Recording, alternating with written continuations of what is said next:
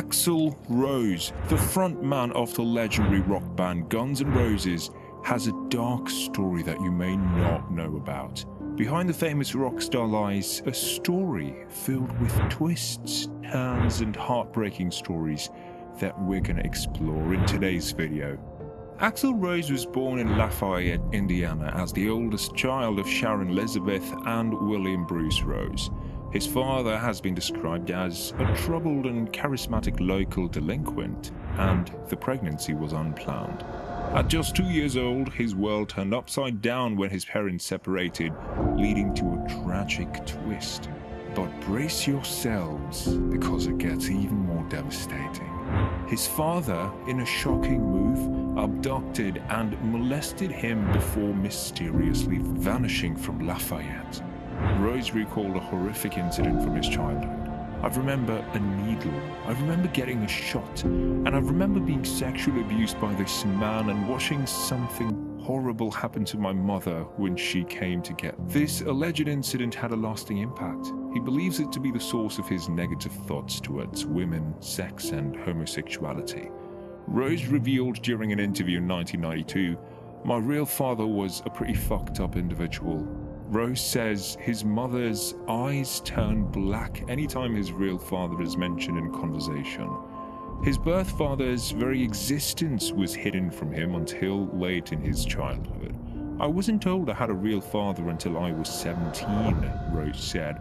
"My real father was my stepdad, as far as I knew." Eventually, he came across some insurance papers and other documents that revealed his biological father's existence, and he unofficially readopted his birth name. However, he referred to himself only as W. Rose because he did not want to share a first name with his biological father. He never met his biological father as an adult. William Rose Sr. was murdered in Marion, Illinois by a criminal acquaintance in 1984. So his stepfather was Rose's only men role model, but this relationship wasn't good at all. Though Axl Rose admits his stepfather helped him get his head together, he never says the guy was a good man, and in fact says the exact opposite, dropping the man's alleged evils during an interview with Rolling Stone. According to Rose, his stepfather wasn't much better than his biological father. "This person basically tried to control me and discipline me because of the problems he'd had in his childhood. And then my mom had a daughter, and my stepfather molested her for about 20 years and beat me consistently. I thought these things were normal."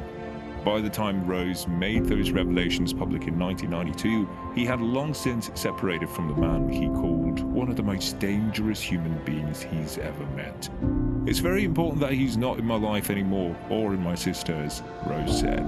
"We may be able to forgive, but we can't allow it to happen again." Rose's stepfather, who was a Pentecostal preacher, not only reportedly physically abused him, but also tried to instill in him a very narrow view of women and sexuality.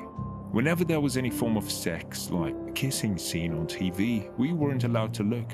Whenever anything like that happened, we had to turn our heads. My stepfather had us so brainwashed that we started turning our heads on our own. We scolded each other.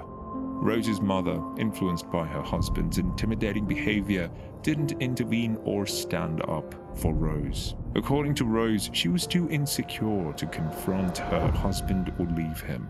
Furthermore, Rose claims that his mother consistently sided with his stepfather over him in every situation. "My mom's pregnancy wasn't a welcome thing. She got a lot of problems out of it, and I was aware of those problems. These problems manifested themselves in several ways, one of which was his mother's choice of a second husband. She's picked my stepfather over me ever since he was around and watched me get beaten by him. She wasn't there for me." From the horrors inflicted by his birth father to the troubled relationship with his stepfather, Axl's childhood was terrible, but things would get worse as time goes by. Raised in a strict Pentecostal household, Axl was forced to attend services 3 to 8 times a week and was even a Sunday school teacher. In an exclusive interview with RIP, Axl spilled the beans on his oppressive upbringing, revealing a tug-of-war between the church's ever-changing definition of evil and his stepdad's stringent Pentecostal principles. I'm not against churches or religion, but I do believe, like I said in Garden of Eden, that most organized religions make a mockery of humanity. He was particularly angered by the hypocrisy he saw as prevalent in Pentecostal churches and how emotional harm was passed on through generations. These were people who were finding God but still living with their damage from their own childhoods and inflicting it upon their children, he said. In all, his entire childhood religious experience wound up having the opposite effect on Rose than what his stepfather had intended. We'd have televisions 1 week, then my stepdad would throw them out because they were satanic, Rose remembered. The Bible was shoved down my throat and literally distorted my point of view. We were taught, "You must fear God." I don't think that's healthy at all. But Rose didn't only believe in the lessons of God, but also at school. Axl might not have been your typical school kid, but let me tell you, his journey from the classroom to the stage is nothing short of legendary. Despite his sharp intellect, Axl's zero-tolerance policy towards authority often landed him in hot water during his school days. Raised in a strict household, Axl excelled academically. On the placement tests in school, I was always in the top 3%. However, he couldn't find inspiration in the traditional curriculum and dropped out of school not once, but twice, in pursuit of subjects that truly intrigued him. This led him to create his own school of subjects, where he delved into music, art, and literature on his own terms. Rose told Rolling Stone that he left school because I couldn't make school work for me. I was having to read books, sing songs, draw pictures of things that didn't stimulate or excite me. It just didn't do anything for me. So I dropped out and started drawing and painting at home and spending a lot of my time in the library. Basically, I started putting myself through Axl's school of subjects that I wanted to learn about. But it wasn't all about rebellion. Axl delved into music and even participated in the school chorus and studied piano. However, due to his stepfather's religious beliefs, his musical pursuits had to be kept under wraps. While most kids of his age could crank their stereos or destroy their hearing with headphones, Rose had to rely on Marbell. I remember once my friend Dave called me and played Supertramp over the phone, he told the LA Times. I just acted like I was talking to him so no one would know. Imagine having to listen to Supertramp over the phone to avoid raising suspicions. He eventually formed a band with his friends, one of whom was called Jeff Isbell, later known as Izzy Stradlin. Rose says his unhappy school days contributed to his band's success, noting, "None of us were popular kids in school. We were all outcasts who got together and pooled our talents." Eventually, he packed his bags and headed to California to pursue his rock star dreams. Despite his lack of formal education, Rose advised any high school kid to take business classes. "I don't care what else you're gonna do. You can say, well, I don't want to get commercial, but if you do anything to make any money, you're doing something commercial." Despite the challenges and rebellious streak that marked Axl Rose's youth, his journey to become famous wasn't without its darker moments. As he ventured into the world of rock and roll, the tragic incident at the Monsters of Rock Festival in 1988 cast a shadow over Guns N' Roses' meteoric rise. Stay tuned for the full scoop coming your way soon. You wouldn't want to miss it. In 1988, Guns N' Roses was at the peak of their fame. Their album Appetite for Destruction was a massive hit, and they were headlining the Monsters of Rock Festival in England. This festival was massive, with over 100,000 fans packing the venue, but it took a tragic turn. The festival organizers didn't set any rules for the crowd control, and with heavy rainfall, the restless crowd began surging forward towards the stage, placing dangerous pressures on those towards the front. Despite Axl Rose's pleas for them to move back, the situation escalated, resulting in the death of 2 fans who were trampled in the chaos. What should have been a night of epic rock and roll turned into a tragic nightmare that still haunts the band members to this day. The media largely blamed the band for the incident, reporting that they continued playing despite the dangerous conditions. However, the venue's head of security clarified that Guns N' Roses were not aware of the extent of the injuries, immediately halted their set when requested, and even attempted to calm the crowd. Axl Rose and the rest of the crew were unaware of the tragedy unfolding in the crowd. The band's tour manager broke the devastating news to them, leaving the members in shock and disbelief. Slash, the iconic guitarist, later revealed in an interview with Kerrang how he found out about the tragedy. He said, "I ran into our tour manager at the bar and he was crying. That's when I found out that 2 kids had been trampled to death." For drummer Steven Adler, it's haunted him like a walking nightmare for over 20 years. He was there on stage, rocking out with his bandmates, not knowing the horror that was happening just a few feet away. But the legendary frontman hasn't just faced negative publicity on stage, but also in his private life, where he was involved for some bad behavior. Rose became a local juvenile delinquent in Indiana. He was arrested more than 20 times on charges such as public intoxication and battery, and served jail terms of up to 3 months. "Me and my friends got in trouble for fun," he told Rolling Stone in 1989. "It finally reached a point when I realized that I was going to end up in jail because I kept fucking with the system." As an example, he cited a fight that he got into with a young man who eventually befriended Rose and wanted the charges dropped. "The state kept on pressing charges, they tried other ones," Rose explained. "I spent 3 months in jail and finally got out. But once you've pissed off a detective, it's a vengeance rap back there." When the Lafayette authorities threatened to charge him as a habitual criminal, Rose moved to Los Angeles, California in December 1982. After moving to Los Angeles, Rose remained hesitant to return even years after becoming famous. "Now, when I go back to see my family, I avoid the police there," he said. "I try to avoid all police in general." The rock star was charged with statutory rape in 1985 after he had sex with a 15-year-old girl. After sleeping together, they had an argument and the girl left the house while she was still naked. Rose recalled the events. "This hippie chick wandered in and started fucking with our equipment, trying to break stuff. So eventually, she wound up running down Sunset naked, all dingy, and didn't even know her own name." After he spent several weeks hiding from police, the charges against him were dropped due to lack of evidence.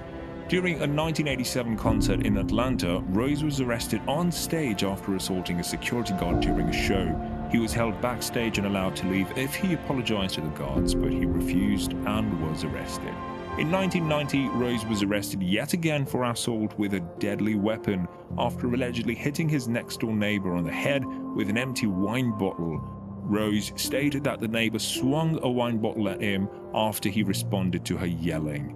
There had also been frequent incidents between the two over loud music being played. The run-ins with his neighbor inspired the lyrics to the song Right Next Door to Hell on Use Your Illusion 1.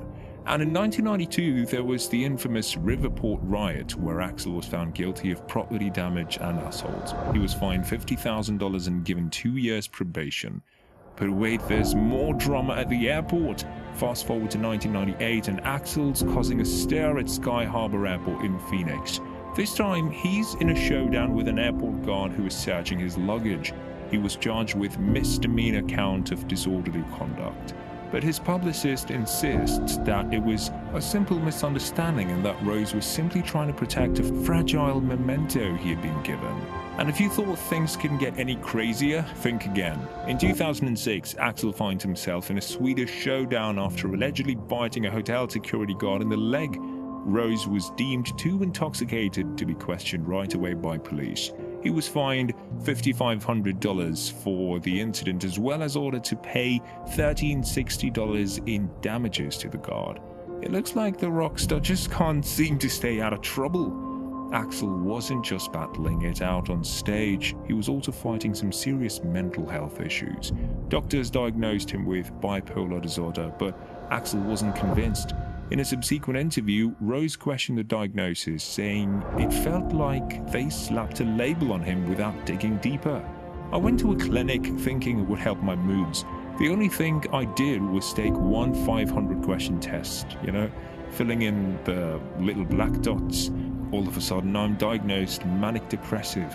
Let's put Axl on medication. Well, the medication doesn't help me deal with stress. The only thing it does is help keep people off my back because they figure I'm on medication. Now, let's talk about substances. Contrary to his public image, Axl wasn't a heavy drug user, but he did have a scary moment in 1986 when he intentionally overdosed on painkillers due to stress. I couldn't take it, and I just grabbed the bottle of pills in an argument and just gulped them down, and I ended up in the hospital. Rose's experience at the hospital inspired the lyrics to the Guns N' Roses track Coma. In the early 1990s, Rose became a staunch believer in homeopathic medicine and began regularly undergoing past life regression therapy, hoping to identify the source of his volatile nature and deal with it proactively. "It's finding some way to break the chain," he explained.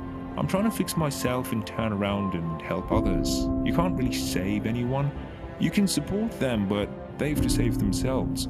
Much of this kind of therapy deals with recovering lost memories, which can sometimes be unreliable. Still, Rose claims the practice has helped him.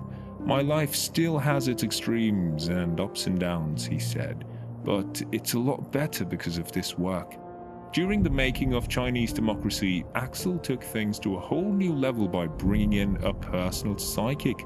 Yep, you heard that right.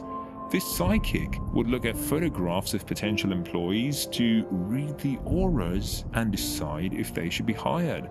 He went public with his uncovered memories of being sexually abused by his biological father at the age of 2, which he said had stunted his emotional growth.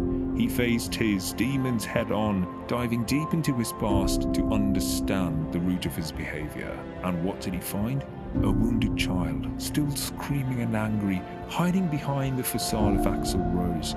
When they talk about Axl Rose being a screaming 2-year-old, they're right. There's a screaming 2-year-old who's really pissed off and hides, and won't show himself that often, even to me.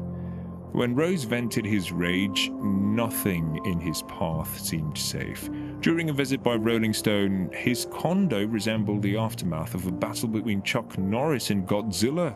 The magazine reported one guitar had been destroyed, a mirrored wall shattered, several platinum albums broken beyond repair, and the telephone dropped off a 12th-story balcony. Apparently, Axl Rose had to get something out of his system. While Rose didn't disclose what had set him off, he did describe his typical outburst. "When I get stressed, I get violent and take it out on myself," he said. "I pulled razor blades on myself, but then realized that having a scar is more detrimental than not having a stereo. I'd rather kick in my stereo than cut my arm." Axl is like a magnet for problems, slashed a Rolling Stone years later, having endured multiple tours and recording sessions with a singer.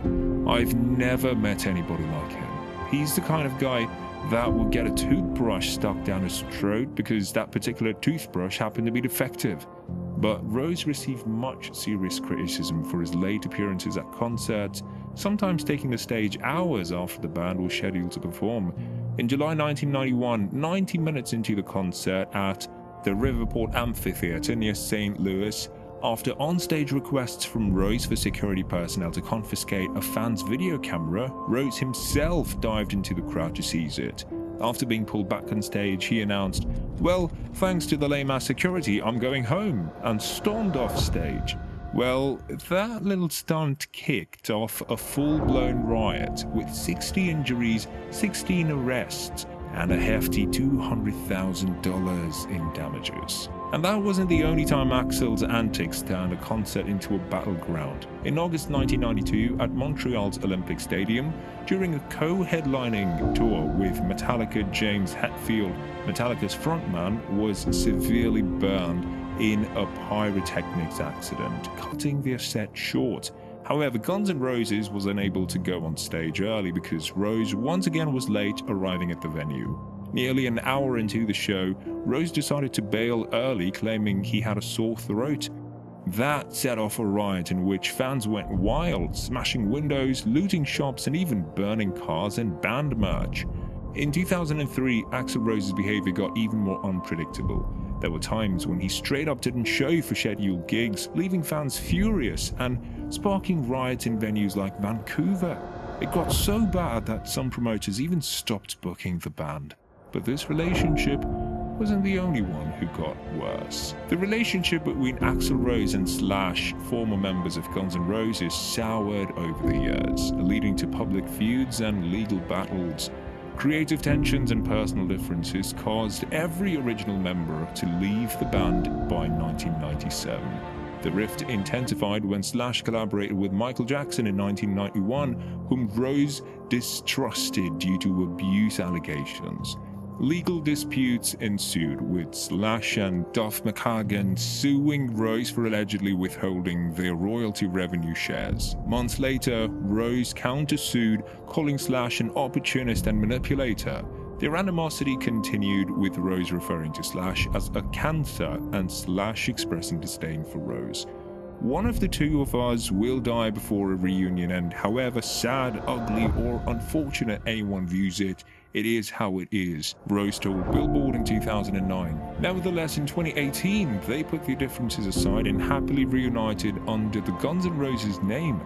Growing up with his fair share of issues, it's no surprise Axl had a rocky road when it came to relationships with women. He spilled the tea to Rolling Stone, admitting he was a handful for the women in his life, and they weren't exactly angels either. I've been hell on the women in my life, and the women in my life have been hell on me. This was particularly true of his brief marriage to Erin Everly, the inspiration behind the iconic Sweet Child of Mine. Axl had mixed feelings about their marriage, calling her his best friend at times, but also admitting they managed to fuck each other's lives up completely. Rose and Everly tied the knot in April 28, 1990 in Las Vegas, only to file for divorce less than a month later. The couple later reconciled, and Everly found that she was pregnant. But sadly, she suffered a miscarriage in October 1990, which deeply affected Rose, who wanted to start a family. After a heated argument, Everly left Rose in November, and the couple officially annulled their marriage in Jan 1991. But the drama doesn't end there. In 1994, Erin Everly filed a suit accusing Rose of physical and emotional abuse throughout their relationship. And let's not forget his high-profile fling with supermodel Stephanie Seymour. During their relationship, Seymour appeared in the music videos for Don't Cry and November Rain. Rose became deeply attached to Seymour's young son Dylan and tried to be a good father figure for the child, as there had been none in his own life. Seymour and Rose got engaged in February 1993, and they broke up 3 weeks later. It was all glitz and glamour on the surface, but behind the scenes, it was a rocky road. After their separation, Rose sued Stephanie Seymour, claiming she assaulted him at a 1992 Christmas party. Seymour filed a countersuit claiming assault and battery by Rose, which was eventually settled out of court. From the highs of global stardom to the lows of personal demons, Axl's story is a reminder that even the biggest stars face their own battles. But through it all, his music continues to resonate with millions around the world.